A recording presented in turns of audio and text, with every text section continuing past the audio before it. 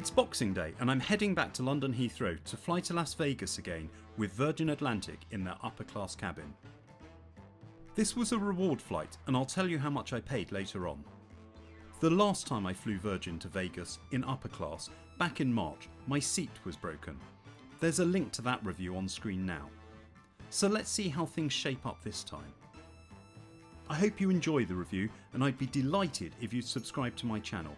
Your support really does make a huge difference.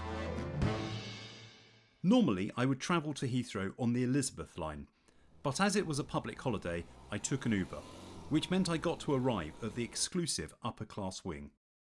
Just before you arrive at Terminal 3, the upper class wing is clearly signposted off to the left hand side. After providing flight details at the barrier, it was on into the wing. Virgin Upper Class and Delta One passengers, together with Virgin Flying Club Gold Card holders, can access this entrance. The car was met by a porter who brought our suitcases through to the check-in area. The baggage allowance was generous, with 2 cases weighing up to 32 kilos or £70 each, plus 2 hand luggage items weighing up to 16 kilos or £35 in total. I waited a couple of minutes to check in, but then it was quickly on to the private security channel. This was a very short walk from check-in. The security channel had recently been upgraded with new scanners, so laptops and liquids didn't need to be removed from hand luggage. After security, you walked through the myriad of duty-free shopping and the main departure lounge to arrive at the Virgin Atlantic Clubhouse. The terminal was pretty busy with the post-Christmas getaway. The Clubhouse was located at Lounge H, above the American Airlines Admirals Club. The Virgin Heathrow Clubhouse is one of the world's best business lounges, according to the latest Skytrax awards. The lounge was available for upper class and Delta One passengers, together with Flying Club Gold Card holders. The Clubhouse wasn't too busy compared to the main terminal. We quickly found a seat in the brasserie to order some lunch. There was a QR code to scan to order items from the menu, but printed menus were also handed out and the staff were happy to place orders for you. A good range of main dishes and snacks were available. And of course a visit to the Clubhouse wouldn't be complete without a glass of champagne. To eat I opted for the fish and chips with mushy peas, which was lovely and fresh. Another choice was venison pie with roast parsnips, which I'm told was excellent. The meal concluded with a rather indulgent sticky toffee pudding. After the meal we moved to a quieter corner of the lounge. Then I went for a walk to explore the rooftop viewing area. There were lots of American Airlines planes and not many Virgin aircraft on the apron. Throughout the Clubhouse a range of different seating options were available, including sofas to have a snooze or yoga mats to have a workout. There was also a good supply of champagne. Soon the flight was called and it was time to leave the tranquility of the Clubhouse and head to the gate. The flight was departing from gate 16 on the far pier. This was about a 5-minute walk away. Terminal 3 is now the oldest operating terminal at Heathrow, opening in November 1961. It's home to most One World Alliance members other than BA, although some BA flights do also depart from this terminal. In addition, it's the home of Virgin Atlantic, Delta and some of their SkyTeam partners. When I arrived at the gate, boarding hadn't quite started. The flight was on a Boeing 787-9 aircraft, registration Golf Victor Alpha Hotel Hotel, called DreamGAHH. It was 10 years old. Fortunately, this wasn't the aircraft I flew on back in March with the broken seat. Soon upper class passengers were invited to board the aircraft in Group 1. Just one airbridge was used, with everyone boarding through door 2 left. The upper class cabin was forward of this door in the front section of the aircraft. There were 31 suites in a 1-1-1 configuration. Each seat had direct aisle access. I was in seat 7A in the middle of the cabin. My favourite seat 11A had already been taken when I booked my ticket. The cabin had mood lighting which gave my filming a purple tint. The seat had a width of 20 inches and could recline up to 42 degrees. The high sides have meant some people dub this the coffin seat. Next to the seat was a small storage pocket and a magazine pocket, in which there was a power socket. There was also a USB-A port under the entertainment screen. Above this was a small cocktail table with a can of water. Soon a glass of English sparkling wine was offered. Above the table was a reading light. There was plenty of space overhead for hand luggage. Above the seats were more reading lights and individual air vents. In front of the seat was an ottoman footstool. An amenity kit had been placed on this, together with a menu. The amenity kit included socks and an eye mask, earplugs, a toothbrush and toothpaste, lip balm and hand cream. Soon the aircraft doors were closed and the air bridge was retracted as the safety video played. Hello there. We're delighted to welcome you on board Virgin Atlantic. Thank you for flying with us today.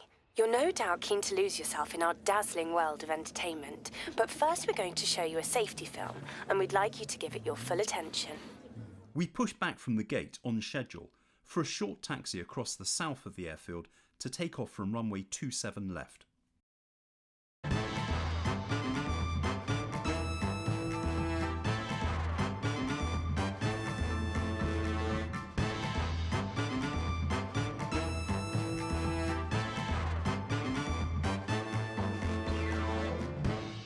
The flight time from London to Las Vegas was expected to be 10 hours and 20 minutes, about 30 minutes faster than the scheduled time. There were some great views out of the window of the sun setting below the cloud line. I checked out the entertainment system. Good noise-cancelling headphones were provided. The entertainment screen folded out in front of the seat. It had an 11.1-inch high-definition display. The system included 167 movies and 644 individual television episodes. A hot towel was provided as I settled in to watch some content. Soon drinks and snacks were provided. As I settle in for a gin and tonic, I'd be delighted if you've subscribed to my channel.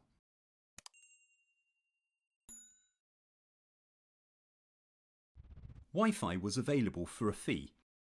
There were various packages with the full flight option costing £30.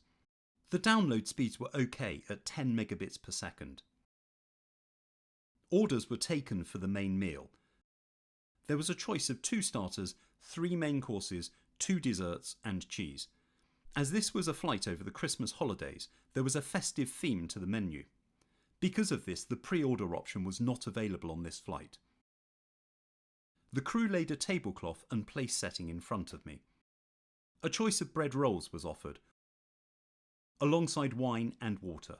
The wine list featured Lauren Perrier champagne, English sparkling wine and Prosecco, alongside 2 white wines, 3 red wines and a rosé. The wines averaged £19 a bottle, or £14 if you excluded the fizz. For starter, I chose the curried cauliflower soup, which looked so tasty I almost forgot to film it. For main course, I opted for the traditional Christmas roast, which wasn't as good as the meal I'd had on Christmas Day, but was still perfectly good. For dessert, I chose the Christmas pudding, which was nice and moist. I finished the meal with a cheese plate and a glass of port. Overall, it was a good meal, with friendly and efficient service from the cabin crew. There were 2 toilets for upper class passengers, both at the rear of the cabin. They were both large as they doubled as the disabled washrooms. They were well maintained throughout the flight. Wren hand wash and cream were provided. A baby changing mat folded down from the wall. However, the changing stool was broken and out of use. Next to the door was an ashtray. Apparently this is for when someone is caught attempting to smoke in the toilet. Back in the cabin, the seat flipped forward to form a fully flat bed. A mattress topper, duvet and pillow were provided. As a bed, it was fairly narrow and not as comfortable as the seats on Virgin's newer aircraft. During the flight, snacks were offered. Firstly, a peppermint chip ice cream, and then a toasted tomato and cheese sandwich. At the rear of the cabin was the upper class bar.